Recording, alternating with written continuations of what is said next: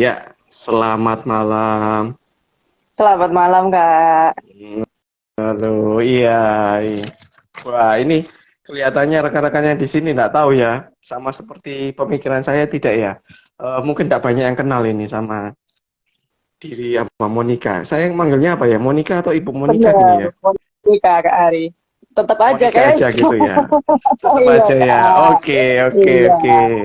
Iya, bagaimana kabarnya Monica? Sehat? baik, Kak. Sehat. Sehat ya. Oke, oke. Boleh perkenalan sedikit ini. Siapa sih si Iya, Monica itu ya? iya.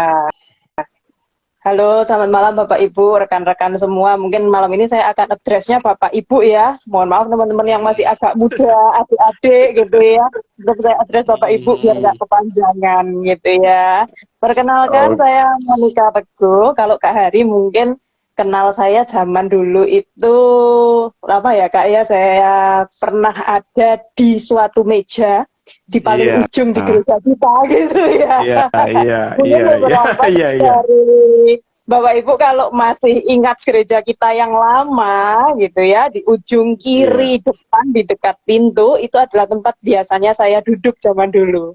Jadi mungkin kalau yang sering pelayanan tahu wajah saya, itu yang pelayanan di depan Iya. mimbar aja ya, yang pelayanan di depan tuh tahu wajah saya, tapi kalau yang jemaat biasanya taunya punggung saya.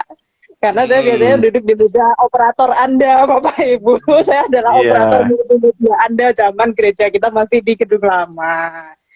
Zaman saya masih muda berarti Oh, ya, Kak. oh iya, Sekarang iya, udah tua. iya, iya. Enggak ya. Nostalgia, nostalgia ya. Nostalgianya ya. Kalau Oke. sekarang setelah sekian lama gitu ya, gereja kita sempat ya pandemi nggak beroperasi dan sebagainya, saya sekarang jemaat biasa gitu ya, jemaat Mm-mm. normal. Kemudian saya kalau profesi sehari-hari saya adalah seorang dosen. Jadi saya mengajar di Fakultas Ilmu Komunikasi dan Bisnis Media di Universitas Ciputra, Surabaya. Lagi nih Kak, Oke. yang diceritain Kak. Oke, iya, iya, iya. Wah, ini keren ini. Ini ibu rumah tangga sekaligus ini ya, wanita karir gitu ya. Iya. Oke, siap, siap. Oke, sebelum kita lebih lanjut, kita akan sama-sama buka acara kita dalam doa. Ya, Yang akan saya pimpin dalam doa. Mari kita berdoa. Selamat malam Tuhan, puji syukur pada malam hari ini Engkau masih terus memberikan kami kesempatan untuk kami boleh mengadakan pelayanan di acara malam kesaksian online.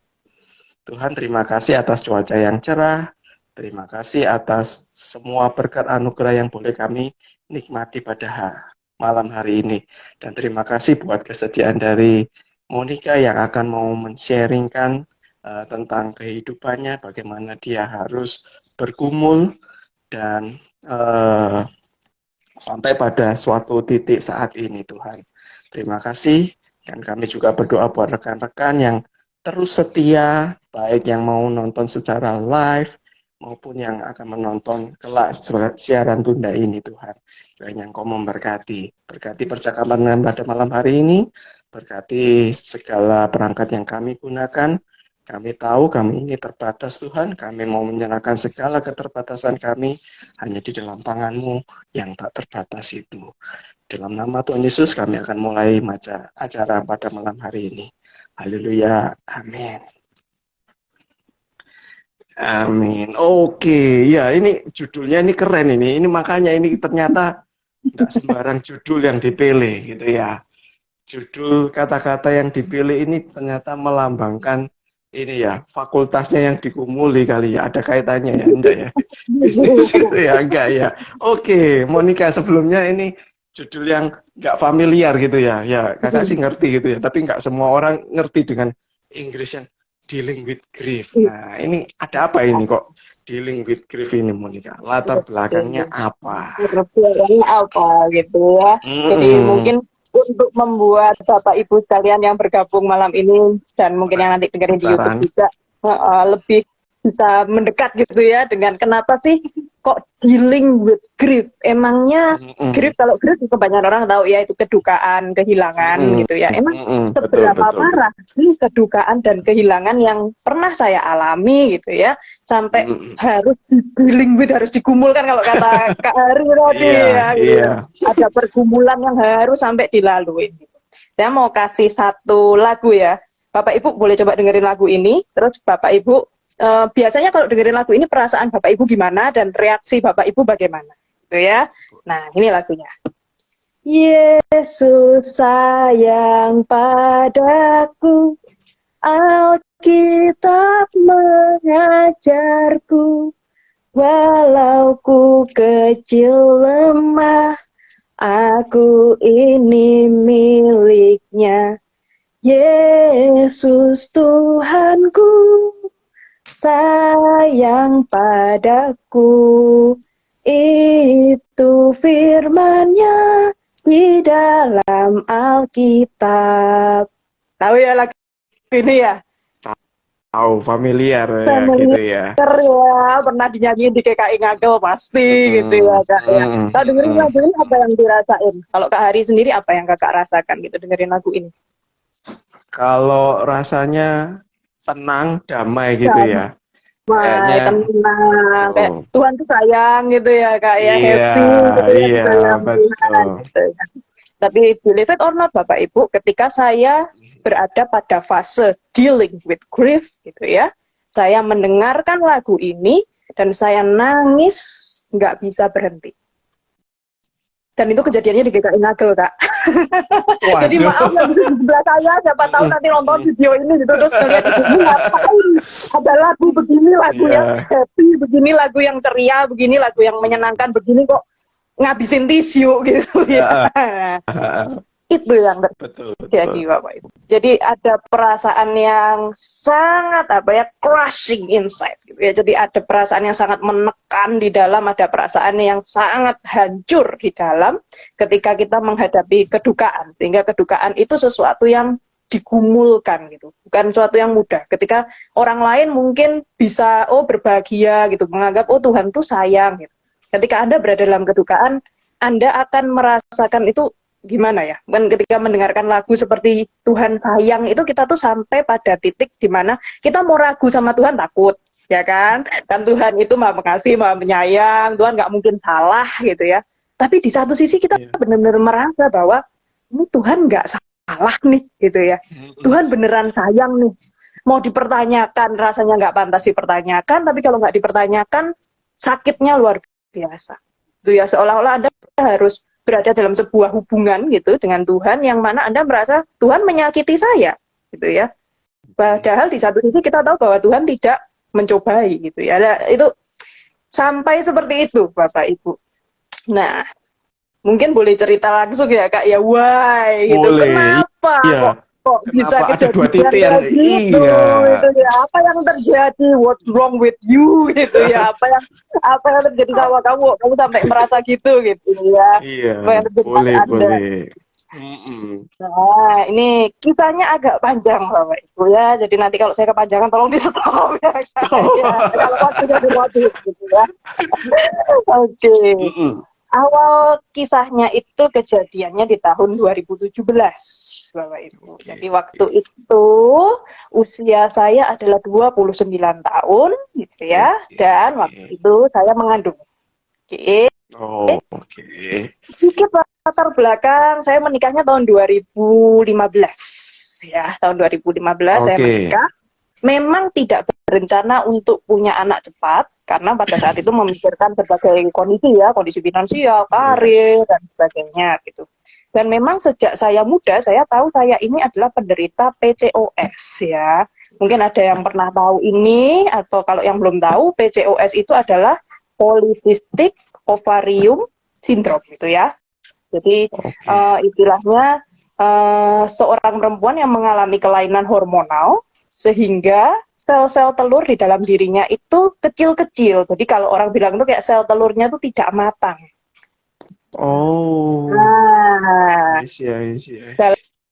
Dalam kondisi yang seperti itu Bapak Ibu, umumnya memang kehamilan spontan, jadi kehamilan langsung gitu ya, yang natural gitu ya, tanpa perlu menggunakan bantuan medis, itu agak sulit gitu ya, sulit terjadi. Kan ada beberapa testimoni dari teman-teman yang mengalami kondisi yang sama dengan saya juga. Mereka itu udah sampai tindakan medis bertahun-tahun pun belum tentu bisa hamil. Wow, seserius itu ya? Serius iya, itu. iya, Jadi iya. betul-betul yang tindakan medisnya pun udah sampai bertahap ya, dari yang dicoba Mm-mm. menggunakan obat-obatan minum nggak bisa, obat-obatan suntik nggak bisa, terus kemudian sampai dengan Mm-mm. Mm-mm. inseminasi nggak bisa lah, sampai Waduh. bayi tabung pun kadang belum tentu berhasil. Wow. Sesulit Iya, itu iya. orang dengan PCOS memiliki anak gitu ya. Tapi Mm-mm. saya waktu itu hamil secara natural, Bapak Ibu. Jadi Wow. waktu itu saya berpikir, oh, it must be God will, right? Gitu ya. Hmm. Iya, Ini kan iya, iya, iya. kehendak Tuhan gitu Iya, ya, bahwa iya, saya iya, iya. dan kok ya pas banget di usia sebelum 30 kan, banyak yang bilang ya, oh sebelum 30 kalau bisa udah hamil Hmm. ini.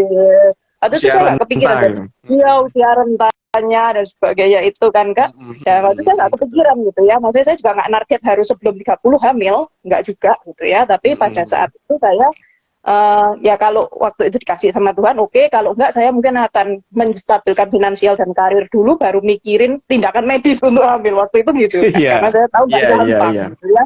Mm-mm. Kemudian Dan, ternyata out of nowhere tiba-tiba hamil.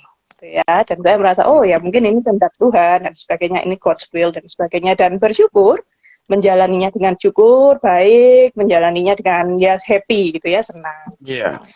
Dan sudah waktu itu sudah siap untuk melepaskan semuanya. Jadi waktu itu sudah siap untuk ya udah nggak usah ini lagi, nggak usah kerja lagi, berhenti Mm-mm. berkarir dan sebagainya, nantinya akan membesarkan anak dan sebagainya.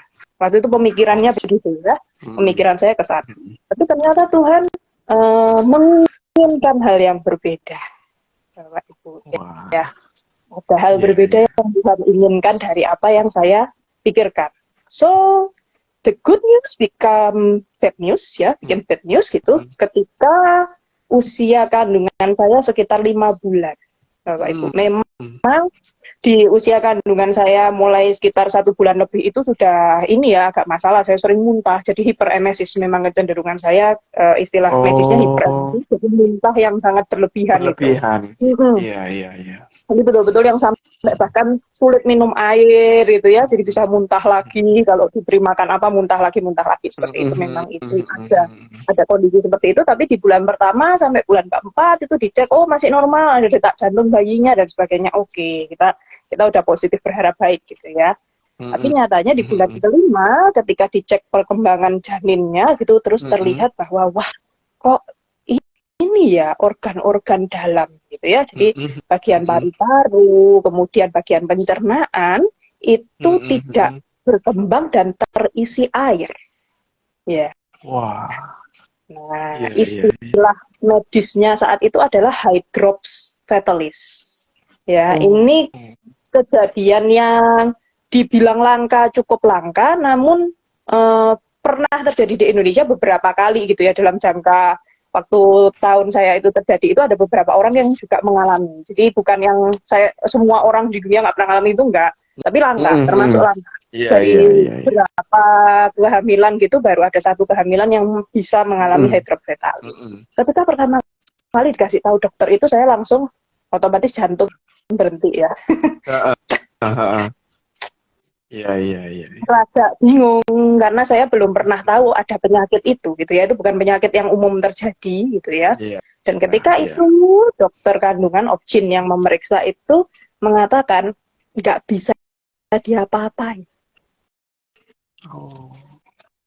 Ya, ketika Anda jadi saya mungkin kan Anda, Iya, ini ada iya, iya. kelainan gitu kan, kita kan mungkin masih berpikir, waduh, apakah mungkin gitu ya, apakah mungkin bisa diselamatkan, ataukah mungkin seandainya nih ada sesuatu yang akan kurang ketika dia lahir gitu ya. Tapi dokter Iya. mengatakan enggak, ini enggak bisa diapa-apain. Kemudian dia menjelaskan bahwa ya ini hanya akan bisa ditunggu, dan otomatis ketika lahir paru-parunya tidak akan berfungsi. Wah. Nah, otomatis ya ketika dia di dalam kandungan, karena dia tidak menggunakan paru-paru ya, masih belum menggunakan paru-paru, dia di dalam kandungan masih akan hidup gitu ya, karena masih pakai plasenta gitu ya. Tapi ketika nanti dia lahir, dia nggak akan bisa pakai paru-parunya. Nah, pada saat itu dia akan meninggal. So, ketika usia kandungan 5 bulan, bayi Anda divonis mati.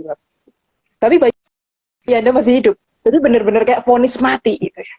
Dia masih hidup. Tapi dia dibilang, pasti mati nih waktu lahir. Wah. Shock gitu ya, menggelegar luar biasa gitu ya. Waktu itu masih Iya, iya. agak-agak, karena saya belum pernah dengar penyakit itu, saya masih agak-agak really gitu ya, masih beneran kah? Ada cara lain nggak sih? Adakah yang bisa saya lakukan gitu ya? Istilahnya apa yang bisa saya lakukan gitu? Kemudian saya masih berusaha gitu ya. Kebetulan kedua orang tua saya dokter gitu ya. Jadi saya menyampaikan ke kedua orang tua saya. Kemudian saya juga setelah itu membaca literatur gitu ya, kebiasaan dosen kan, cari jurnal Iya. gitu. Saya cari Iya. berbagai macam jurnal karena saya nggak ngerti gitu ya, itu penyakit apa, betulkah nggak ada cara untuk menyembuhkan, betulkah Iya, hanya iya. vonis mati saja gitu. Dan yang agak berat di situ adalah gimana ya, maksudnya rasa kayak dia masih hidup gitu, karena kan yang mengandung saya ya waktu itu, jadi gerakannya masih terasa gitu. Rasanya tuh kayak gila, orang yang masih hidup tuh kamu bilang dia akan mati gitu, kayak udah diramal mati gitu ya. Tapi dia Iya, masih iya. hidup. Dan sebagai ibunya yang merasakan gerakannya, saya secara jujur nggak terima. Ya, sulit untuk menerima. Mungkin orang akan bilang, oh kamu denial and so and so. Ya, jadi mau nggak mau waktu itu saya berdoa gitu ya. Tuhan, serius gitu ya. Ini saya harus gimana? Gitu ya, saya harus apa? Apakah saya betul-betul hanya harus menunggu? Ya udah ditunggu aja sampai lahir sendiri, nanti ketika lahir akan meninggal gitu. Udah ditunggu aja gitu. Atau saya harus apa nih? Saya harus berusaha apa nih gitu. Iya. Karena saya merasa nggak rela juga gitu Kak, kalau diem Iya. aja gitu ya. Saya merasa Betul, bahwa betul. karena ya tadi ya, karena ketika itu dia masih hidup gitu ya. Ketika itu terjadi dia masih hidup. Bayi itu masih hidup. Ketika divonis mati itu bayinya masih hidup. Masih Bahkan ketika di USG itu bayinya gerak. gerak. Ya. Jadi Iya. ya Iya. gimana gitu. So crushing gitu. Gak mudah untuk menerima bahwa oh iya itu terjadi gitu. Oke, gitu kan.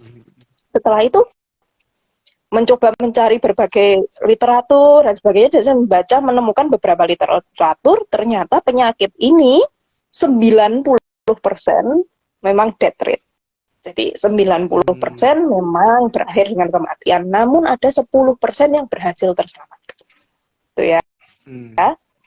Ya, masih ada harapan ya, 10% who Iya, knows iya, gitu kita ya.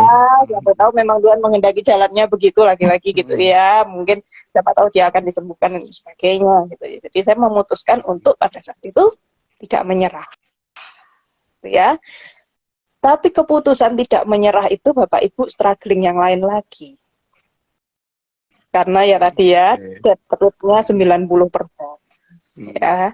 Jadi kemungkinan untuk hidupnya dibanding dengan meninggalnya itu meninggalnya lebih nggak besar sebanding yang banget mana gitu ya. Kalau kita bilang 60-40 atau 50-50 gitu ya masih ya gitu masih ya fair Kak. lah ya ya Jadi masih kita mau berusaha itu masih punya motivasi gitu kali ya Kak ya. lebih Tapi gitu saat ya ini bisa dipahami 90 banding 10 gitu ya. Dan saya baca memang di Indonesia perawatan untuk kasus-kasus hidrofetalis itu belum banyak, sangat jarang gitu ya. Tapi ada, pernah terjadi di Indonesia gitu ya. Dan kalau untuk yang di Asia Tenggara yang sudah bisa di Singapura. Kondisi keuangan belum terlalu stabil ya kan.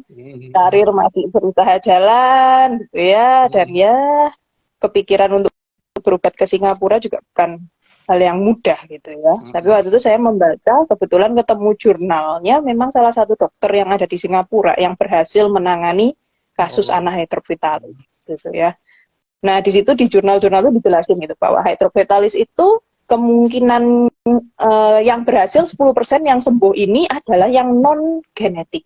Jadi kalau bayi janinnya itu terkena hidrofetalis karena gennya dia ya yang tidak berkembang, itu nggak bisa diapa-apain, nggak bisa disembuhkan. Tapi kalau dia terkena hidrofetalis yang karena virus, itu ya, memang ada virus yang bisa menyebabkan hidrofetalis, masih ada kemungkinan dia bisa disembuhkan, gitu Kak. Kasusnya gitu. Iya, Nah, iya. Itu dari 10%-nya itu ya. persennya itu. 10% itu, Sepuluh waduh. persen, 10% itu kemungkinannya kalau dia non genetik ya 10% itu, gitu ya. Tapi Waduh. yang Iya, iya. 10 yang non genetik pun itu masih death rate-nya tinggi Kak. Jadi bukan berarti oh begitu kamu non genetik kamu beres gitu ya, nggak ada masalah gitu kan. Itu menimbulkan ketakutan yang lebih lagi kalau ternyata ketahuan baby pertamamu itu hydrops fetalis-nya karena genetik. Ada kemungkinan kandunganmu yang selanjutnya bisa mengalami hal yang sama atau mengalami gangguan genetika yang lain. Wah, Nah, nggak bisa itu ditebak gitu ya istilahnya ya. bisa ditebak Iya. gitu kan. Nah, jadi waktu itu ketika tahu Waduh. itu babynya belum meninggal ya, tapi udah divonis meninggal, terus tahu seberapa rumit yang harus saya hadapin gitu ya. Jadi harus cari tahu dulu ini faktor genetik apa non genetik. Kalau udah ketahuan oh ternyata non genetik, baru nanti bisa ada upaya-upaya penyembuhan dan sebagainya kayak gitu ya. Cukup rumit waktu itu, tapi akhirnya setelah berdiskusi dengan suami, setelah berdoa dan ya minta tolong Tuhan gitu ya, istilahnya saya meminta tolong dengan sangat pada Tuhan gitu. Akhirnya saya memutuskan untuk saya perjuangkan. Ya, walaupun ada beberapa kekhawatiran gitu ya, banyak kekhawatiran. Kemudian keluarga juga khawatir nanti kalau misalnya seandainya dipertahankan, diperjuangkan, lahir terus cacat gimana? Kamu mau membesarkan anak yang cacat dan sebagainya gitu ya. Ya, tapi lagi-lagi karena percaya saja sama Tuhan gitu, Tuhan yang tahu, Tuhan yang memberi gitu ya. Dan anak itu dititipkan gitu ya, jadi nggak bisa juga kita sembarangan sama dia gitu ya. Ya sudah, hanya itu diperjuangkan. Perjuangannya nggak mudah gitu ya Bapak Ibu. Jadi ketahuan faktor genetik atau non genetik itu di Indonesia sulit gitu ya. Jadi harus dibawa ke darah itu. Kalau faktor genetik di Indonesia bisa diambil darahnya, tapi sampel tesnya itu harus dikirim minimal ke Australia atau ke Amerika. Biayanya lumayan tinggi gitu ya. Kemudian kalau ngecek apakah itu terkena virus atau tidak, itu yang bisa hanya di Singapura. Di Indonesia nggak bisa. Jadi akhirnya ya dengan segala kenekatan hati gitu ya, dengan segala kebulatan hati gitu ya, sempat berangkat ke Singapura juga Kak untuk ngecek dan ketahuan bahwa penyebabnya virus bukan genetik, karena sempat cek genetika juga bukan genetik, tidak ada kelainan genetik pada bayinya, jadi betul-betul bayinya kena virus. Dan ya cukup ini juga sih Kak, maksudnya cukup ketika itu berusaha berjuang ketika tahu itu virus non genetik. Salah satu upaya untuk penyembuhannya itu adalah transfusi darah untuk janin. Bisa dibayangin ya, janin di dalam perut gitu ya, itu ditransfusi darah. Karena hidrofetalis itu terjadi ketika bayi itu kekurangan darah, ya anemia gitu ya. Jadi akhirnya cairan-cairan lain di dalam tubuhnya itu masuk ke organ. Karena dia kekurangan dan itu menekan masuk ke rongga-rongga organ, itu menekan organ. Itu yang terjadi. Jadi salah satu treatmentnya, salah satu cara untuk membantu babynya adalah dengan transfusi darah. Di Indonesia yang bisa melakukan itu hanya di Jakarta, di Rumah Sakit Harapan Kita, satu-satunya yang bisa melakukan itu. Itu ya, memang itu saja. Akhirnya betul-betul Kak berangkat ke Jakarta dengan segala kenekatannya untuk melakukan treatment di Jakarta gitu. Kebetulan untungnya ada saudara di Jakarta yang bersedia membantu juga prosesnya. Jadi transfusi darah janin itu modelnya gimana gitu ya, kalau Bapak Ibu pengen tahu gitu ya. Itu ada sekitar jarum yang panjangnya itu 60-70 cm kali ya. Jadi panjang ya Bapak Ibu ya, panjang banget. 2 kali telapak tangan lah ya. 2 kali telapak tangan itu dimasukkan ke perut ibu, menembus sampai ke janin. Ya. Jadi sistemnya itu agak repotnya harus 2 kali ya. Jadi yang pertama dia ditembus dulu untuk diambil darahnya, dicek dulu gitu ya, kekurangan darahnya seberapa, baru nanti bisa ditransfusi darahnya seberapa. Jadi 2 kali ditusukkan. Jadi jarum yang pertama itu ditusukkan dulu 1 hari gitu ya, 1 hari untuk menusuk itu, untuk mengambil darah, ngecek dulu darahnya. Nah nanti kalau udah keluar hasilnya dari lab dan sebagainya, beberapa hari kemudian dia akan ditransfusi. Jadi ditusuk lagi gitu. Ya jarumnya sekitar 60-70 cm gitu ya, jarumnya gede gitu. Kalau dilihat pakai mata mungkin ngeri, tapi waktu itu Iya, waktu itu iya, juga iya, ya iya, iya. berani nggak berani dilaksanain juga gitu ya kak ya. Mau mau apapun sudah bertekad. Waktu itu Hmm. cukup perjuangan untuk mempertahankannya itu sudah cukup berurai air mata, Pak Ibu. Ya, namun memang Tuhan waktu itu nggak meninggalkan sih ya. Pada proses perjuangannya pun Tuhan tidak meninggalkan gitu. Kalau nggak, orang mungkin ngelihat jarumnya aja udah pingsan gitu ya. Tapi saya nyatanya di Betul, betul. transfusi di sana sih masih bisa. Tapi ya memang resikonya ketika transfusi karena ini ya invasif ya, kita ditusuk gitu ya. Hmm.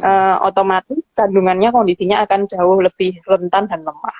Nah, itulah yang Hmm. terjadi Bapak Ibu. Jadi saya sempat menjalani transfusi darah itu sampai 2 kali. Jadi 2 set itu tadi ya, 4 kali ditusuk di Hmm. perut itu. Kemudian di usia kandungan ketika sudah 7 bulan, gitu ya, berjalan Iya. di 7 bulan, tiba-tiba tengah malam banget Bapak Ibu, betul-betul tengah malam sekali itu, air ketuban pecah. Hmm. Padahal Iya, seharusnya iya. kalau mau treatmentnya berhasil, baby itu dipertahankan sebisa mungkin di dalam kandungan karena dia kan masih sangat bergantung sama plasenta ya.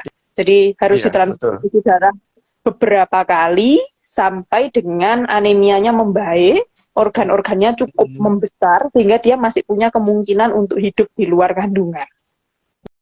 Ya, tapi Hmm. memang kehendak Tuhan lain, gitu ya. Di usia 7 bulan, out of nowhere, malam-malam gitu, ketika saya di tengah-tengah semi tertidur gitu ya, tiba-tiba kandungan itu pecah gitu ya, air ketuban itu pecah, Hmm. ya, tiba-tiba langsung Hmm. pure gitu, pecah. Padahal besoknya itu minggu malam, saya ingat itu minggu malam ya, karena paginya saya ke gereja, minggu malam itu ke air ketuban pecah gitu ya. Padahal Senin pagi itu saya dijadwalkan untuk proses treatment lagi, proses Oh. cek untuk treatment lagi gitu. Jadi selisih beberapa jam sebelum treatment selanjutnya itu udah pecah duluan ketubannya, ya. Dan Iya, iya, iya, iya. ya karena proses treatmentnya juga baru 2 kali gitu ya. Jadi setelah pecah ketubar itu ya langsung dilarikan ke rumah sakit ya Bapak Ibu ya, dilarikan ke rumah sakit. Proses melahirkannya cukup menyengsarakan karena bayinya Iya, tidak boleh iya, iya. dilahirkan normal. Jadi bayi hidrofetalis itu Bapak Ibu kondisi bayinya bengkak. Hmm. Oh. Kondisi bayinya bengkak.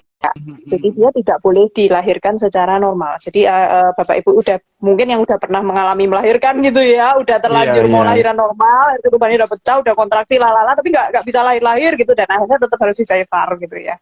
Nah, dalam Iya, kasus iya. saya bayinya udah masuk jalan lahir kakinya karena dia posisi masih sungsang ya 7 bulan gitu ya. Jadi kakinya udah masuk di Hmm. jalan lahir, tapi dia harus berhenti di situ. Saya nggak boleh ngejan, saya nggak boleh ini, nggak boleh Hmm. berusaha melahirkan normal, kontraksinya sudah sangat parah, sangat kesakitan luar biasa, tapi nggak boleh dilahirin gitu ya.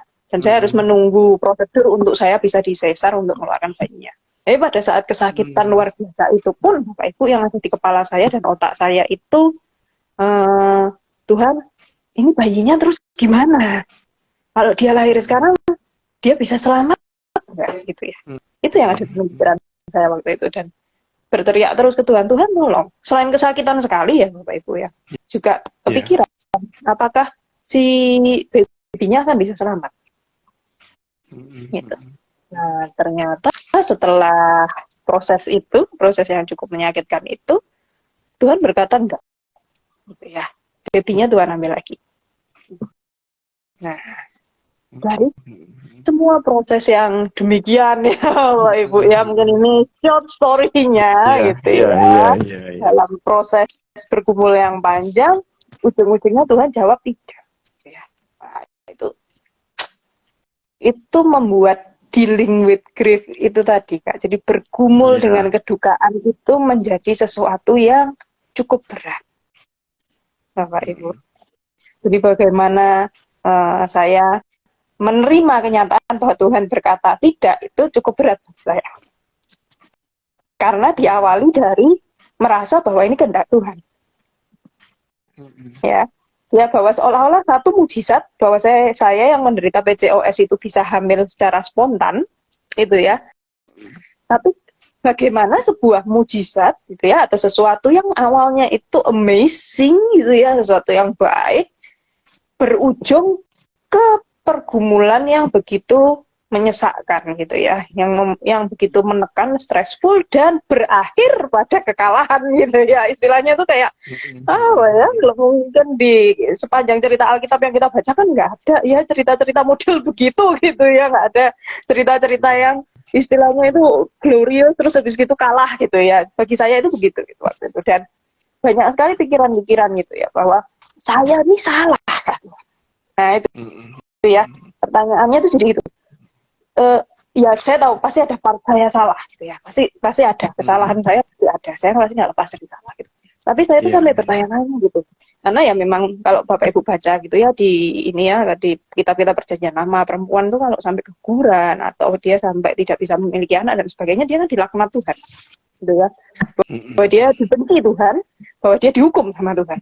Itu yang membuat ya ini tadi dealing with grief itu sulit Bapak Ibu. Itu tadi yang kalau Bapak Ibu tadi dengar lagu saya gitu, kenapa kok sampai bergumul setengah mati sama Tuhan di situ gitu. Karena rasanya adalah seolah-olah Tuhan, kamu benci aku kah? Bagaimana aku bisa menyanyikan kamu menyayangiku? Ya, bahwa seolah-olah kamu berikan aku mujizat di awal, terus kemudian kamu ambil itu gitu. Jadi seolah-olah di tengah-tengah atau di mana aku melakukan salah Tuhan, atau di bagian mana aku sangat buruk di matamu sampai kamu melakukan itu padaku. Karena klausul nomor 1 adalah Tuhan Maha Kuasa ya, apapun keputusan Tuhan tidak ada yang salah gitu. Dan Tuhan melakukan semuanya demi kebaikan gitu kan, itu klausul nomor 1 gitu ya. Kalau begitu kan berarti seharusnya kamu bisa berikan itu kepada saya gitu. Jadi maksudnya kan berkuasa untuk mencegah penyakit itu gitu ya, kamu berkuasa untuk dari awal sampai akhir nggak usah ada penyakitnya gitu ya, nggak terkena penyakit, atau seandainya pun saya harus struggling, Tuhan kamu kan bisa kasih kesembuhan juga gitu ya, Tuhan bisa berikan kesembuhan juga. Tapi di sisi yang lain, sorry ya, it's okay ya Bapak Ibu ya, bisa dipahami, bisa dipahami. Bahwa ini bukan topik yang biasanya saya cukup terbuka gitu ya. Mungkin Kak Hari aja yang kenal saya berapa tahun baru tahu nih kisahnya gitu. Iya, jujur, betul-betul. Ya, bukan sesuatu yang saya bisa secara terbuka menceritakannya. Tapi kenapa kok saya hari ini ada di malam kesaksian ini? Karena mau nggak mau ini proses of dealing with grief itu Bapak Ibu, bahwa memang memahami kehendak Tuhan ketika kita berduka itu prosesnya panjang gitu ya.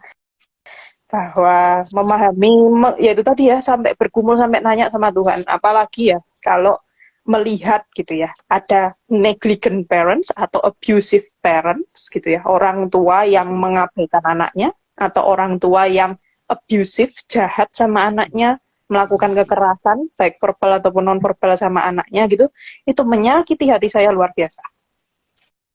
Kenapa? Karena saya merasa, Tuhan, mereka seperti itu. Bukan saya mau melempar batu pada mereka ya, tapi kenapa yang kena lemparan batu itu saya gitu? Apakah saya lebih buruk dari mereka? Apakah saya lebih apa ya? Maksudnya nggak membandingkan dosa ya, bahwa dosa nggak bisa dibandingin gitu. Tapi betul-betul pada saat kedukaan itu betul-betul terasa seperti itu. Gitu. Tuhan, seburuk itukah saya? Itu ya Bapak Ibu. Jadi mungkin ketika nanti suatu hari Bapak Ibu gitu bertemu dengan orang yang mengalami kedukaan, bahwa kedukaan itu seberat itu Bapak Ibu, bahwa rasa bersalah itu menghantui gitu ya. Kemudian ketika kita ya karena bukannya nggak seneng lihat orang seneng ya gitu ya, bukannya lo orang itu punya anak kita nggak, bukan gitu ya. Jadi ada rasa-rasa seperti itu Bapak Ibu, dan tolong dipahami bahwa itu adalah bagian dari dealing with grief. Gitu ya, jangan salahkan gitu ketika Anda nanti ketemu dengan saudara Anda atau teman Anda, keluarga Anda atau orang-orang dekat Anda atau kenalan Anda, terus orang itu ngapain itu gitu ya, oh ya udahlah gitu kan. Ini salah satu yang sering saya dengar waktu itu ya Kak.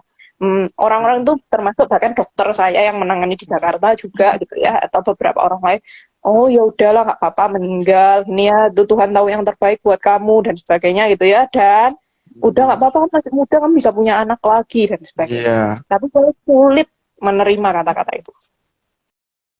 Setuju saya. Setuju. Itu kalau bagi saya pribadi mungkin kata-kata itu terlalu cepat Iya, untuk diucapkan di saat itu. di Gitu. saat itu Kak, gitu karena ya Betul. satu ya nggak ada jaminan juga saya bisa punya anak lagi gitu ya. Anak yang pertama Betul. itu mujizat bagi saya, gitu ya. Anak yang pertama mujizat. Dan ketika diberitahu seperti itu juga yang membuat saya sakit hati juga karena seolah-olah Anda meniadakan anak yang hilang itu gitu ya. Jadi Anda meniadakan anak yang Iya. meninggal itu. Bahwa seolah-olah ya udahlah dia kebetulan lewat gitu Iya. atau ya seolah-olah dia nggak pernah ada Iya. gitu. Ya kalau Anda mengetahui struggling dan pergumulannya, Anda nggak akan bisa bilang kalau dia nggak ada. Betul. Anda nggak akan bisa mengakui kalau dia nggak ada, dia ada gitu. Dan dia tetap ada sampai sekarang bagi saya gitu ya, dalam apa ya istilah Iya. saya titip Tuhan gitu, saya titip Tuhan ngerawatin dia, tapi dia nggak hilang dalam hidup saya. It's okay ya Bapak Ibu, sorry. Iya. Iya. Iya. Ya saya bisa memahami sih, maksudnya kontak antara ibu dan anak gitu ya. Iya, Mungkin bagi bagi seorang pria mungkin ya beda gitu ya. Ketika ibu dan anak punya kontak batin karena dia yaitu kalau kita hamil gitu kan masa-masa 9 bulan itu benar-benar ya apa ya nggak tergantikan, pasti ada momen yang dikenang lah, ditinggalkan gitu ya. iya Kak, betul. Maksudnya ya dia part of you gitu ya, Anda merasakan dia hidup Iya, gitu, dan itu mempengaruhi Anda cukup banyak gitu ya, termasuk ketika ya kita harus kehilangan dia. Dan proses dealing with grief-nya panjang gitu Bapak Ibu. Bahkan sampai sekarang ya kalau dilihat tuh kan gitu ya. Bener udah punya anak lagi loh gitu, saya gitu ya. iya, Mungkin kalau iya. lihat foto saya gitu udah Tuhan kasih ya itu another miracle gitu ya. Mungkin another kesaksian Kak, jamnya nggak cukup gitu. Iya, iya, iya, iya, oke. Tapi pada dasarnya adalah ketika kehilangan itu terjadi, apalagi ketika di awal-awal gitu ya Bapak Ibu, dealingnya itu susah banget. Ya, jadi saya sendiri merasakan bahwa pada momen itu betul terasa bahwa Tuhan kamu sayang aku nggak? Itu yang merasa ya perkataan Tuhan Yesus ketika ditinggalkan di kayu salib itu berasa banget Bapak Ibu. Elai Elai masa baktani gitu. Tuhanku, Tuhanku, kenapa engkau meninggalkan aku? Kenapa engkau tidak menyelamatkan anakku? Ketika aku melihat orang lain, engkau berikan anak gitu ya. Apalagi ya ketika istilahnya itu ya, mampirlah dengar doaku, Yesus penebus itu ya. Orang lain kau hampiri gitu kan. Tapi kenapa sih saya jalan terus itu kan? Kata saya, Yesus jalan terus gitu kan. Itu juga perasaan itu ada loh Bapak Ibu. Jadi itu it's real gitu ya. Jadi perasaan ditinggalkan.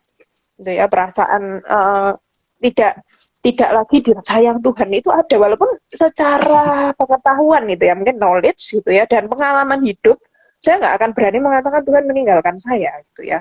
Enggak, saya tahu Tuhan tidak meninggalkan saya, tapi rasa sakitnya terlalu luar biasa sampai seperti akhirnya struggling ya. Ketika mau menyanyikan Tuhan sayang padaku, tahu Tuhan sayang, tapi kok gini gitu ya. Yeah. Jadi hal yang seperti itu yang terjadi Kak, gitu ya.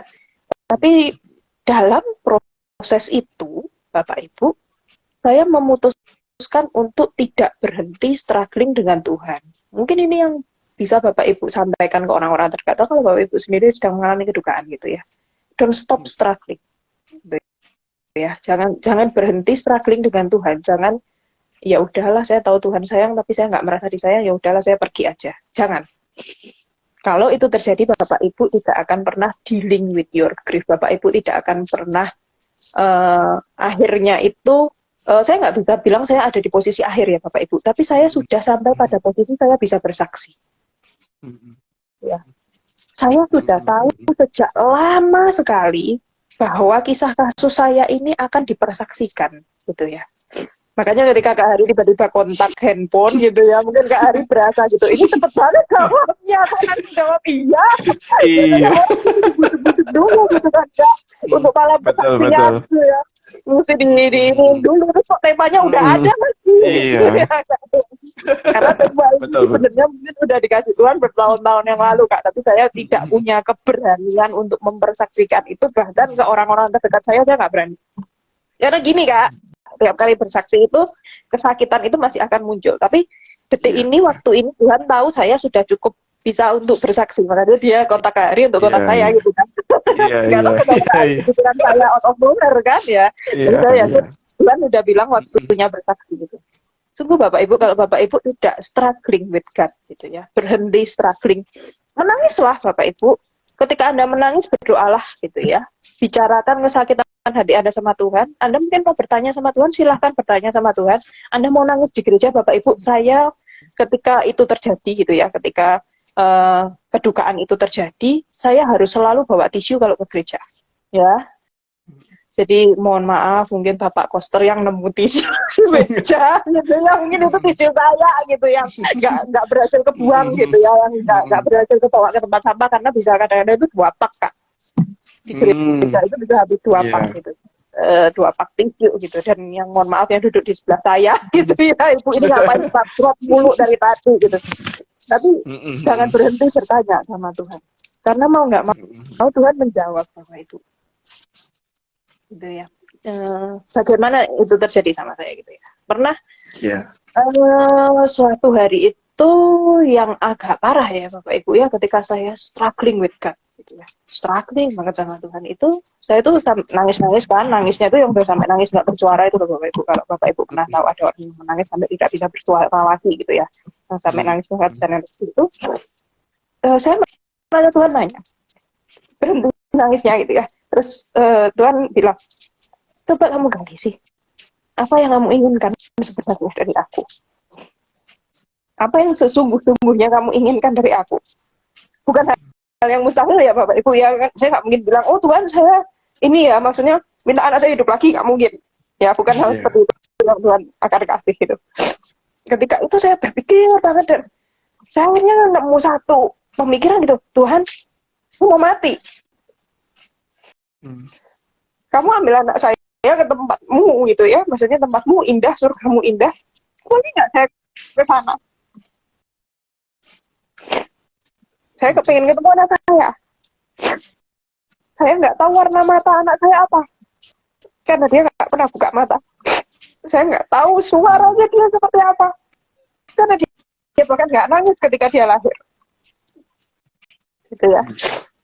Jadi saya kepingin ketemu dia tuh. Aneh ya, maksudnya ya, mungkin Hari akan potret saya, mungkin orang yang mengenal saya akan potret saya ini bukan orang suicidal Bapak Ibu, bukan orang-orang yang dikit-dikit pengen mati. Ya bukan orang yang suicidal gitu enggak, atau yang mengancam mati enggak, tapi betul-betul pada saat itu tuh kepikiran begitu banget, kepikiran banget gitu. Saya kepingin mati tuh Pak. Saya sudah kepingin, maksudnya sakitnya sakit sekali gitu. Lukanya terasa begitu dalam gitu, bukan saya nggak punya motivasi hidup atau nggak ada ini ya, maksudnya bukan, oh saya cuma masih mikirin keluarga saya, masih mikirin tanggung jawab saya gitu. Lalu itu betul-betul terasa sampai seperti itu.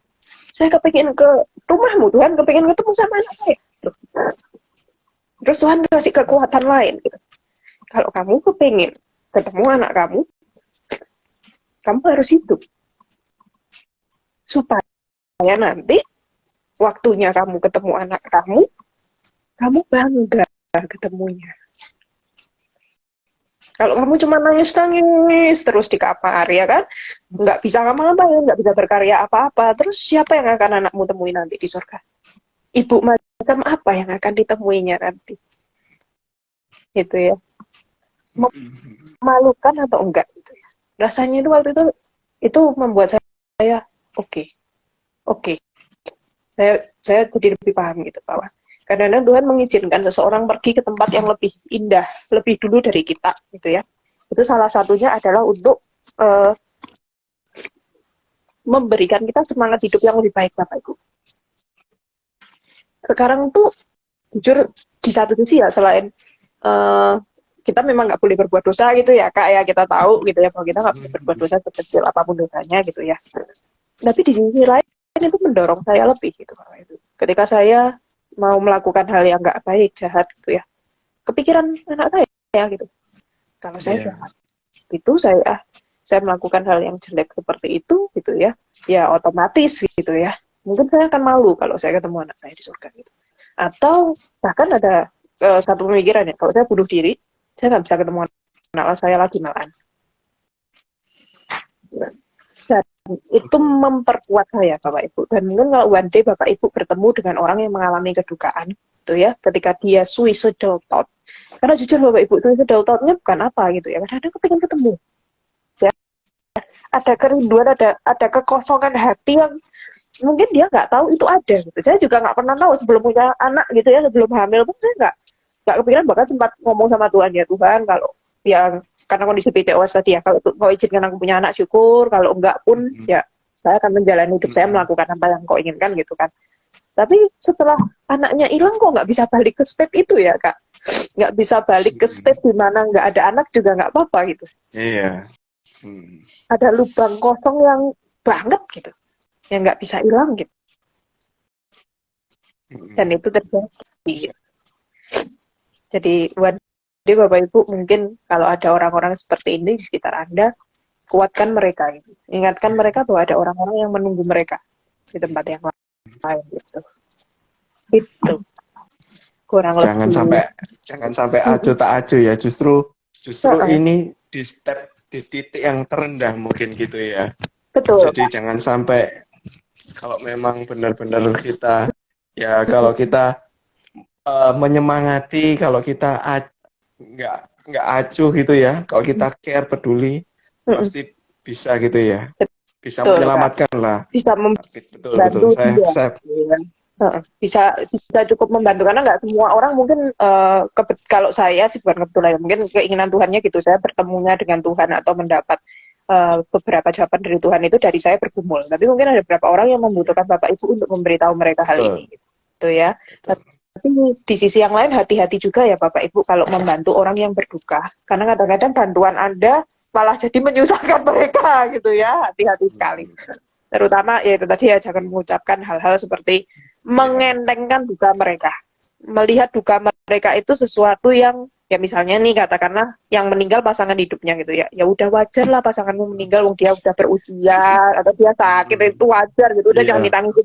Oh, don't say that gitu ya. Maksudnya itu sama kayak ngomong ke saya, udahlah kamu bisa hamil lagi itu. Oh, itu menyakitkan Bapak Ibu. Ya, jadi betul kata Kak Hari, akan jauh lebih baik kalau kamu peduli saja. Ya.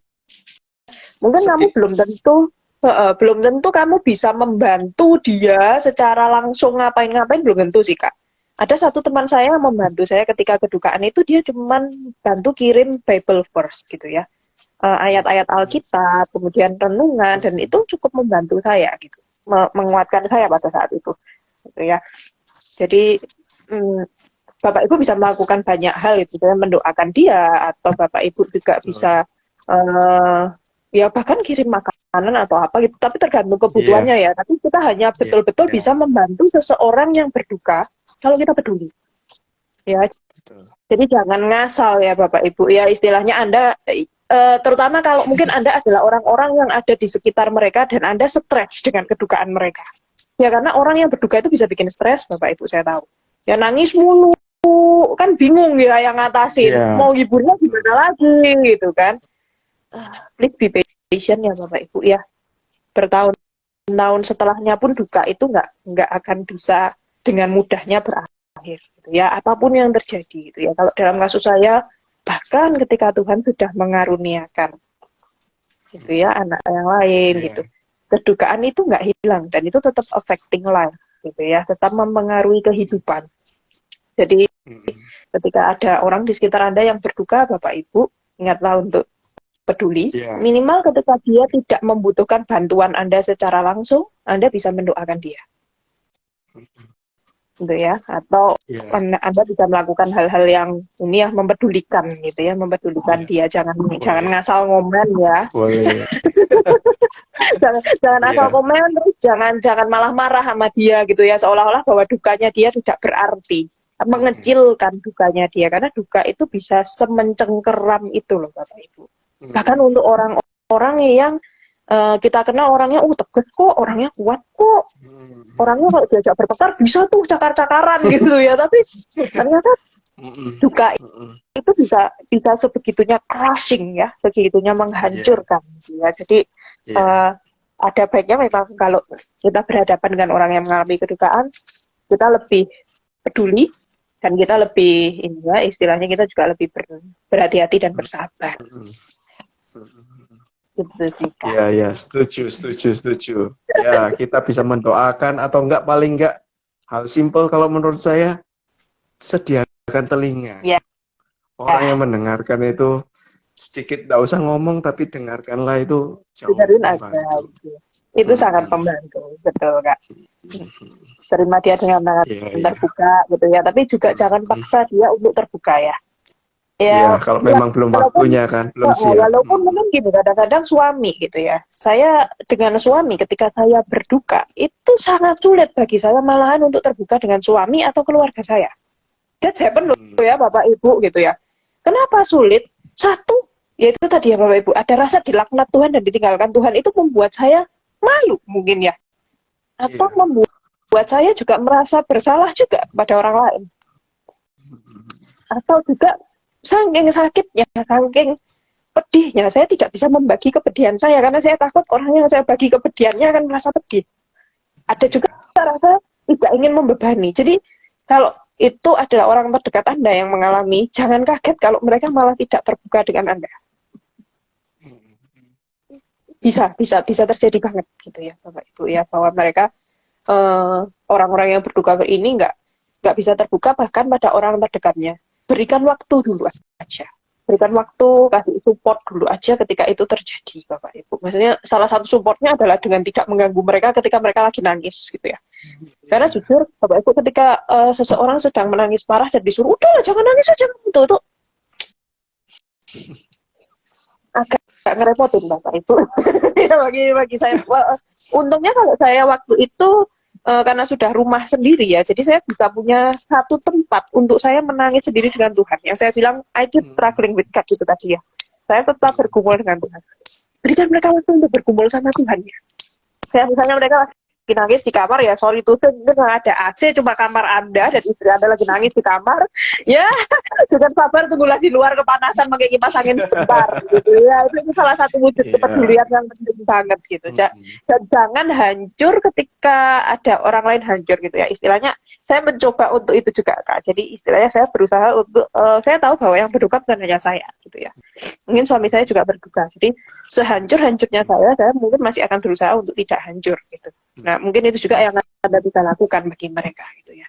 Jangan yang dianya udah berduka kehilangan gitu terus yang heboh Anda gitu loh, istilah saya tuh yang lainnya begitu. Jadi yang nangisnya heboh kenceng yang sono gitu, padahal yang sono juga bukan yang berduka gitu. Jadi tetap ada hal-hal seperti itu ya Bapak Ibu ya. Jadi kepedulian macam itu ketika kita dealing with grief atau dealing dengan orang yang sedang grieving gitu ya. Saya harap nih Bapak Ibu nggak sampai merasakan grieving yang seperti itu, tapi ya namanya grief ya Kak ya, bisa terjadi dan mungkin pasti akan terjadi di kehidupan kita gitu ya, entah besar entah kecil, entah strugglingnya banyak atau sedikit gitu ya. Tapi bagaimanapun Bapak Ibu ketika itu terjadi ya ketahuilah bahwa nyatanya Tuhan tidak meninggalkan. Ini dari orang yang merasa ditinggalin Tuhan loh Bapak Ibu yang ngomong ya. Dari orang yang merasa sudah dilaknat sama Tuhan. Tapi detik ini saya berani berkata ke Bapak Ibu bahwa Tuhan tidak meninggalkan.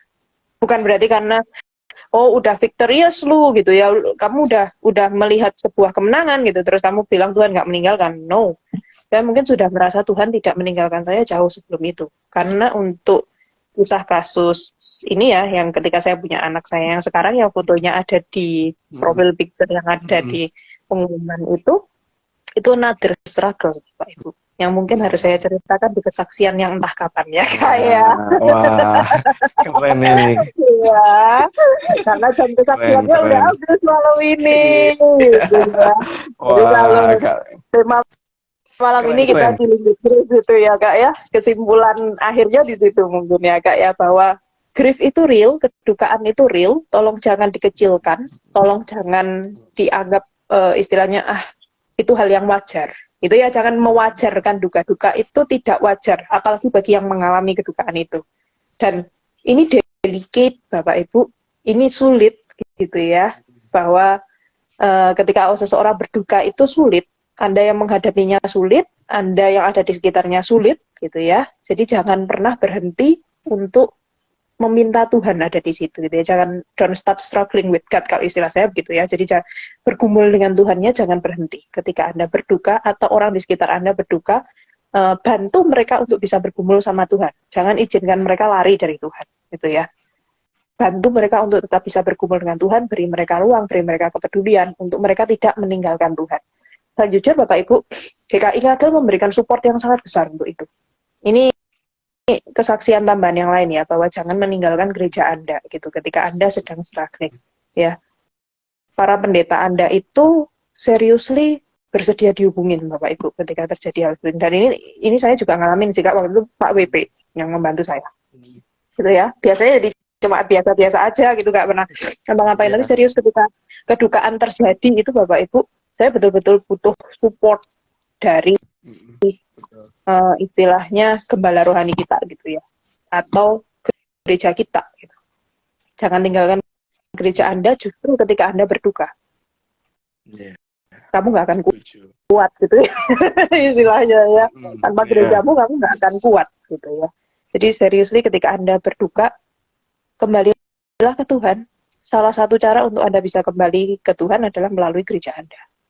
Gitu ya. Dan seriously di GKI Ngagel, support system untuk orang yang berduka itu besar. Gitu ya. Jadi silahkan gitu, kalau Bapak Ibu memerlukannya, Bapak Ibu pasti akan bisa menghubungi orang-orang di GKI Ngagel ya kan Kak ya, untuk mendapatkan bantuan. Kak Ari salah satunya gitu ya. Loh.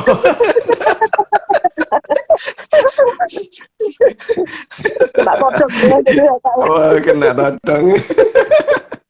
Iya, tapi amazed sih. Jujur ini tidak mudah memang, tidak mudah, tetapi ya itu strugglingnya yang betul-betul mengena ini perjuangannya. Kan perjuangan tiap orang tuh beda-beda ya. Ada yang lama sekali, harus bisa berdamai gitu ya. Ini dalam tanda kutip kan kita harus berdamai dengan keadaan, mau bisa menerima, bisa terbuka, terus akhirnya berani untuk bersaksi itu gak mudah pasti, jujur ya. Tapi itu keren memang. Kalau memang terima kasih sudah membagikan ini ya. Kisah-kisah yang dalam ini, dalam banget ini, berat ini. Saya jujur sampai agak speechless juga ini. Wah, ini luar biasa pengalaman.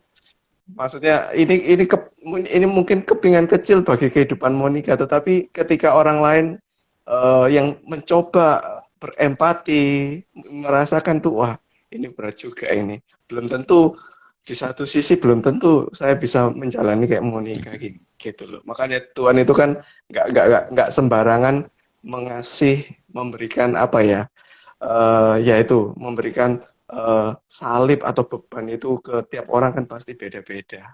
Karena dia tahu kemampuan tiap orang-orang. Dan saya yakin Monica sekarang jauh lebih dewasa secara iman gitu ya.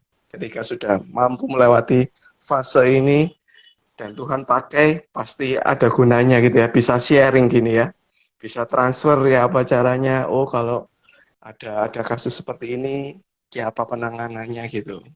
Luar biasa, keren Terima kasih nih Monica ya untuk kesaksiannya. Terima kasih buat rekan-rekan yang sudah bergabung tadi ya. Jangan bosan-bosan, berarti nanti kita ini ya, apa ada episode lanjutan ya? Iya, boleh ini. boleh bagi-bagi tipsnya ini ya, sampai bisa berdamai, luar biasa. Sampai sekarang ya ini happy ending ya kalau dilihat gitu ya. Nggak juga ya, meskipun ada susah, ada duka gitu ya. Betul. Iya, ada struggling lagi benernya gitu. Tapi ya, that's life with God gitu ya. Itulah indahnya hidup bersama Tuhan. Iya, betul. Dinamikanya gitu ya. Setuju saya. Oke. Terima kasih buat rekan-rekan semuanya. Nggak terasa sudah jam 8 gitu ya. Kita akan tutup dalam doa. Kakak yang tutup deh, ya soalnya tadi Monica sudah banyak cerita gitu ya. Izinkan kakak yang boleh berdoa buat Monica gitu. Mari kita berdoa. Selamat malam Tuhan, terima kasih untuk kesempatan yang indah. Kami boleh banyak belajar, banyak tahu, banyak merasakan bagaimana ketika kami Engkau percayakan orang-orang yang ada di sekitar kami, dan itu Engkau ambil Tuhan, dan kami merasa kehilangan. Mungkin saat ini kami sedang mengalami hal itu Tuhan. Tuhan, kami berdoa untuk rekan-rekan yang menyaksikan acara ini. Kiranya Tuhan Engkau boleh jamah mereka, sapa mereka, pakailah orang-orang di sekitar mereka, agar mereka boleh peduli, boleh menyatakan kasih-Mu, bahwa Tuhan masih terus dan tetap sayang, meskipun apapun yang terjadi dalam kehidupan mereka. Biarlah mereka tidak merasa terus-terusan merasa sendirian, merasa loneliness, atau merasa dibenci, ditinggalkan, dan lain sebagainya Tuhan. Engkau tahu, Engkau kenal karakter kami pribadi lepas pribadi, Engkau tahu bagaimana cara menyayangi kami, dan Engkau tahu segalanya Tuhan. Terima kasih Tuhan untuk kesaksian Monica yang boleh sampai ada di tahap iman saat ini Tuhan. Puji syukur Monica boleh Engkau percayakan suatu hal yang besar untuk Monica bersama keluarga lewati semuanya ini. Terima kasih Tuhan, semuanya itu untuk kedewasaan rohani, baik Monica, keluarga maupun kami yang mendengar kesaksian ini. Terima kasih Tuhan, Kau berkati keluarga Monica, berkati David, dan lain sebagainya, juga berkati si kecil yang anak mereka sekarang sudah bertambah besar, berkati setiap apa yang mereka lakukan, apa yang mereka rencanakan. Terima kasih Tuhan untuk keluarga indah kecil ini, dan terus Engkau pimpin kehidupan mereka, supaya mereka tetap terus dapat mengarahkan pandangan mereka hanya kepadamu. Begitu juga bagi kami semuanya. Terima kasih Tuhan, kami akan menutup acara malam kesaksian pada malam hari ini, dan berkati juga acara-acara malam kesaksian yang akan datang, supaya terus dengan narasumber yang berbeda, menginspirasi, boleh memberkati kita semua. Terima kasih Tuhan, inilah seru doa kami alaskan nama-Mu, kami berdoa. Amin. Oke, terima kasih banget ya Monica ya. Sorry ini sudah ambil waktunya. Terima kasih, ditunggu kesaksian selanjutnya. Iya, Pak. Oke, terima kasih buat rekan-rekan semuanya yang sudah setia, yang mengikuti, mungkin sudah lama, atau yang dari tadi sampai akhir sudah mengikuti, dan yang akan melihat tayangan ulang, terima kasih. Sampai ketemu di malam kesaksian minggu depan lainnya. Tuhan Yesus memberkati. Bye-bye. Salam ya buat keluarga ya Monica ya. Thank Iya, you. Pak. Terima kasih.